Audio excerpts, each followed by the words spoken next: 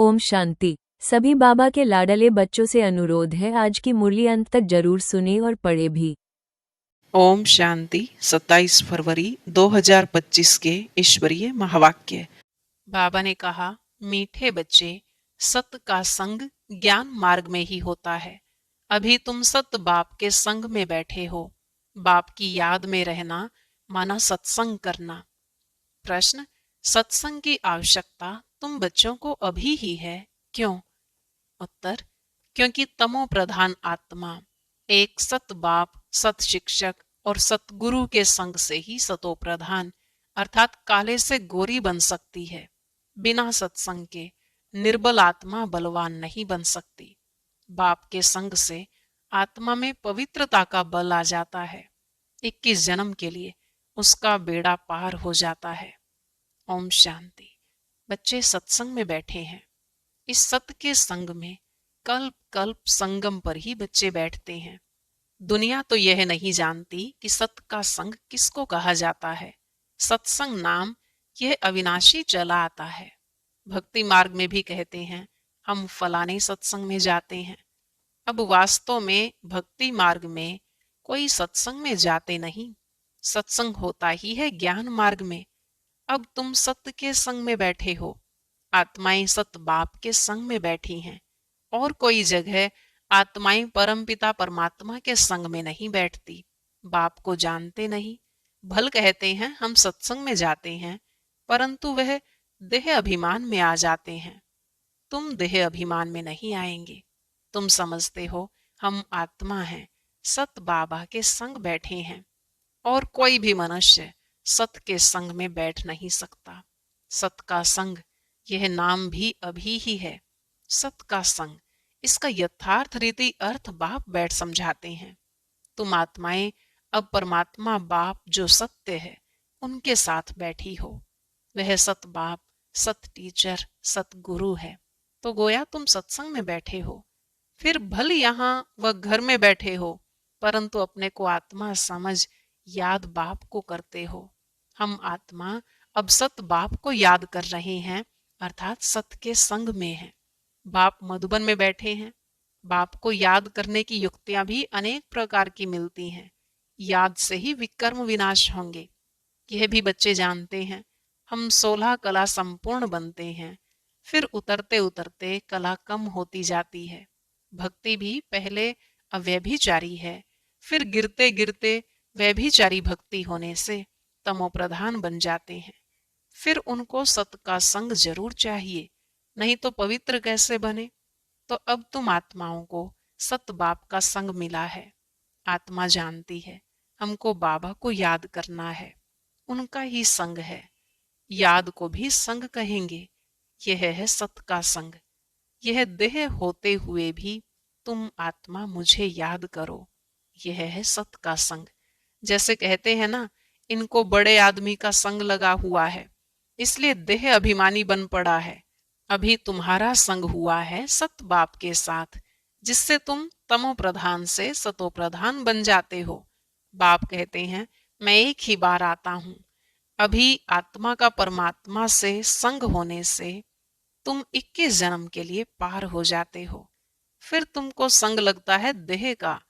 यह भी ड्रामा बना हुआ है। बाप कहते हैं, मेरे साथ तुम बच्चों का संग होने से तुम सतो प्रधान बन जाते हो, जिसको गोल्डन एज कहा जाता है। साधु संत आदि तो समझते हैं परमात्मा निर्लेप है, सभी परमात्मा ही परमात्मा है। तो इसका मतलब परमात्मा में खाद पड़ी है। परमात्मा में तो खाद पड़ नहीं सकती। बाप कहते हैं, क्या मुझ परमात्मा में खाद पड़ती है? नहीं, मैं तो सदैव परम धाम में रहता हूँ, क्योंकि मुझे तो जन्म मरण में आना नहीं है। यह तुम बच्चे जानते हो। तुम्हारे में भी कोई का संग जास्ती है, कोई का कम है। कोई तो अच्छी रीति पुरुषार्थ कर योग में रहते हैं। जितना समय आत्मा बाप का संग करेगी उतना फायदा है। विकर्म विनाश होंगे। बाप कहते हैं, हे आत्माएं, मुझ बाप को याद करो, मेरा संग करो। मुझे यह शरीर का आधार तो लेना पड़ता है, नहीं तो परमात्मा बोले कैसे, आत्मा सुने कैसे। अभी तुम बच्चों का संग है सत्य के साथ। सत बाप को निरंतर याद करना है। आत्मा को सत का संग करना है। आत्मा भी वंडरफुल है, परमात्मा भी वंडरफुल है, दुनिया भी वंडरफुल है। यह दुनिया कैसे चक्र लगाती है, वंडर है। तुम सारे ड्रामा में ऑल राउंड पार्ट बजाते हो। तुम्हारी आत्मा में 84 जन्मों का पार्ट नोंधा हुआ है, वंडर है। सतयुगी आत्माएं और आजकल की आत्माएं, उसमें भी तुम्हारी आत्मा सबसे जास्ती ऑलराउंडर है। नाटक में कोई का शुरू से पार्ट होता है, कोई का बीच से, कोई का पिछाड़ी में पार्ट होता है। वह हैं सब हद के ड्रामा। वह भी अभी निकले हैं। अब साइंस का इतना जोर है, सतयुग में कितना उनका बल रहेगा। नई दुनिया कितना जल्दी बनती होगी। वहां पवित्रता का बल है मुख्य। अभी है निर्बल, वहां है बलवान। यह लक्ष्मी नारायण बलवान है ना। अभी रावण ने बल छीन लिया है, फिर तुम उस रावण पर जीत पाकर कितना बलवान बनते हो। जितना सत का संग करेंगे, अर्थात आत्मा जितना सत बाप को याद करती है, उतना बलवान बनती है। पढ़ाई में भी बल तो मिलता है ना, तुमको भी बल मिलता है। सारे विश्व पर तुम हुक्म चलाते हो। आत्मा का सत के साथ योग संगम पर ही होता है। बाप कहते हैं, आत्मा को मेरा संग मिलने से आत्मा बहुत बलवान बन जाती है। बाप वर्ल्ड ऑलमाइटी अथॉरिटी है ना, उन द्वारा बल मिलता है। इसमें सब वेदों शास्त्रों के आदि मध्य अंत का ज्ञान आ जाता है। जैसे बाप ऑलमाइटी है, तुम भी ऑलमाइटी बनते हो। विश्व पर तुम राज्य करते हो, तुमसे कोई छीन नहीं सकता। तुमको मेरे द्वारा कितना बल मिलता है, इनको भी बल मिलता है। जितना बाप को याद करेंगे उतना बल मिलेगा। बाप और कोई तकलीफ नहीं देते हैं, सिर्फ याद करना है बस। 84 जन्मों का चक्र अब पूरा हुआ है, अब वापस जाना है। यह समझना कोई बड़ी बात नहीं है। जास्ती रेजगारी में जाने की तो दरकार नहीं है। बीज को जानने से समझ जाते हैं। इनसे यह सारा झाड़ ऐसे निकलता है, नटशेल में बुद्धि में आ जाता है। यह बड़ी विचित्र बातें हैं। भक्ति मार्ग में मनुष्य कितने धक्के खाते हैं, मेहनत करते हैं, मिलता कुछ भी नहीं। फिर भी बाप आकर तुमको विश्व का मालिक बनाते हैं। हम योग बल से विश्व का मालिक बनते हैं। यही पुरुषार्थ करना है। भारत का योग मशहूर है। योग से तुम्हारी आयु कितनी बड़ी हो जाती है।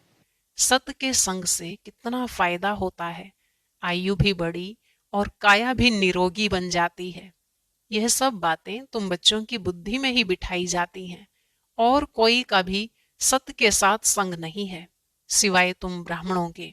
तुम प्रजापिता ब्रह्मा की संतान हो, दादे पोतरे हो। तो इतनी खुशी होनी चाहिए ना कि हम दादे पोतरे हैं। वर्षा भी दादे से मिलता है। यही याद की यात्रा है। बुद्धि में यही सिमरण रहना चाहिए। उन सत्संगों में तो एक जगह जाकर बैठते हैं, यहाँ वह बात नहीं। ऐसे नहीं कि एक जगह बैठने से ही सत का संग होगा। नहीं, उठते बैठते चलते फिरते हम सत के संग में हैं।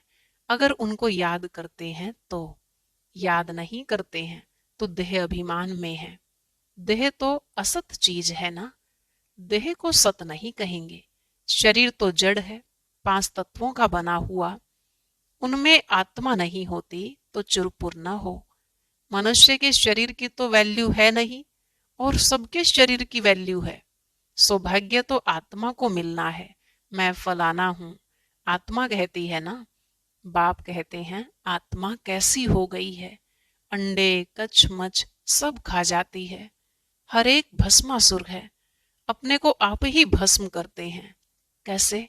काम चिता पर बैठ हर एक अपने को भस्म कर रहे हैं, तो भस्मासुर ठहरे ना। अभी तुम ज्ञान चिता पर बैठ देवता बनते हो। सारी दुनिया काम चिता पर बैठ भस्म हो गई है, तमो प्रधान काली हो गई है। बाप आते हैं बच्चों को काले से गोरा बनाने। तो बाप बच्चों को समझाते हैं, देह अभिमान छोड़ अपने को आत्मा समझो। बच्चे स्कूल में पढ़ते हैं, फिर पढ़ाई तो घर में रहते भी बुद्धि में रहती है ना, यह भी तुम्हारी बुद्धि में रहनी चाहिए। यह है तुम्हारी स्टूडेंट लाइफ। एम ऑब्जेक्ट सामने खड़ी है, उठते बैठते चलते बुद्धि में यह नॉलेज रहनी चाहिए। यहाँ बच्चे आते हैं, रिफ्रेश होते हैं, युक्तियां समझाई जाती हैं कि ऐसे ऐसे समझाओ। दुनिया में ढेर के ढेर सत्संग होते हैं, कितने मनुष्य आकर इकट्ठे होते हैं। वास्तव में वह सत का संग तो है नहीं। सत का संग तो अभी तुम बच्चों को ही मिलता है। बाप ही आकर सतयुग स्थापन करते हैं, तुम मालिक बन जाते हो। देह अभिमान अथवा झूठे अभिमान से तुम गिर पड़ते हो और सत के संग से तुम चढ़ जाते हो। आधा कल्प तुम प्रारब्ध भोगते हो। ऐसे नहीं कि वहां भी तुमको सत का संग है। नहीं, सत का संग और झूठ का संग तब कहते हैं जब दोनों हाजिर हैं। सत बाप जब आते हैं वही आकर सब बातें समझाते हैं। जब तक वह सत बाप नहीं आए तब तक कोई जानते भी नहीं है। अब बाप तुम बच्चों को कहते हैं, हे आत्माएं, मेरे साथ संग रखो। देह का जो संग मिला है उनसे उपराम हो जाओ। देह का संग भल सतयुग में भी होगा, परंतु वहां तुम हो ही पावन। अभी तुम सत के संग से पतित से पावन बनते हो। फिर शरीर भी सतो प्रधान मिलेगा, आत्मा भी सतो प्रधान रहेगी। अभी तो दुनिया भी तमो प्रधान है। दुनिया नई और पुरानी होती है। नई दुनिया में बरोबर आदि सनातन देवी देवता धर्म था। आज उस धर्म को गुम कर आदि सनातन हिंदू धर्म कह देते हैं। मूंझ पड़े हैं। अभी तुम भारतवासी समझते हो कि हम प्राचीन देवी देवता धर्म के थे, सतयुग के मालिक थे, परंतु वह नशा कहाँ। कल्प की आयु ही लंबी लिख दी है। सब बातें भूल गए हैं। इनका नाम ही है भूल भुलैया का खेल। अभी सत बाप द्वारा तुम सारी नॉलेज जानने से ऊंच पद पाते हो। फिर आधा कल्प बाद नीचे गिरते हो, क्योंकि रावण राज्य शुरू होता है। दुनिया पुरानी तो होगी ना। तुम समझते हो हम नई दुनिया के मालिक थे, अभी पुरानी दुनिया में हैं। कोई कोई को यह भी याद नहीं पड़ता है, बाबा हमको स्वर्गवासी बनाते हैं। आधा कल्प हम स्वर्गवासी रहेंगे, फिर आधा कल्प बाद नीचे गिरते हो, क्योंकि रावण राज्य शुरू होता है। दुनिया पुरानी तो होगी ना। तुम समझते हो बाबा हमको स्वर्गवासी बनाते हैं। आधा कल्प हम स्वर्गवासी रहेंगे, फिर नरकवासी बनेंगे। तुम भी मास्टर ऑलमाइटी बने हो नंबरवार पुरुषार्थ अनुसार। यह है ज्ञान अमृत का डोज। शिव बाबा को ऑर्गन्स मिले हैं पुराने, नया ऑर्गन्स तो मिलता नहीं, पुराना बाजा मिलता है।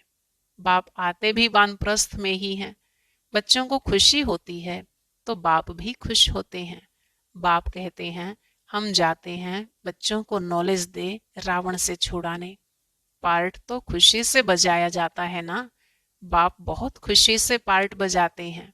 बाप को कल्प कल्प आना पड़ता है। यह पार्ट कभी बंद नहीं होता है। बच्चों को बहुत खुशी रहनी चाहिए। जितना सत का संग करेंगे उतना खुशी होगी। याद कम करते हैं इसलिए इतनी खुशी नहीं रहती है। बाप बच्चों को मिल्कियत देते हैं।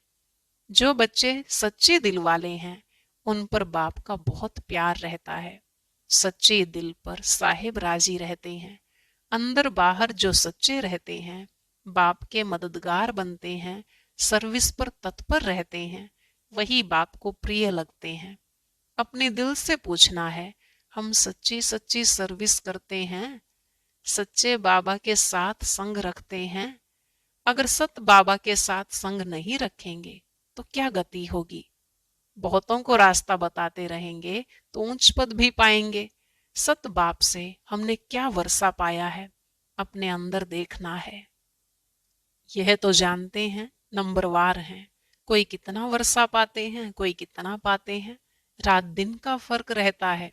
अच्छा, मीठे मीठे सिकलधे बच्चों प्रति माता पिता बाप दादा का याद प्यार और गुड मॉर्निंग।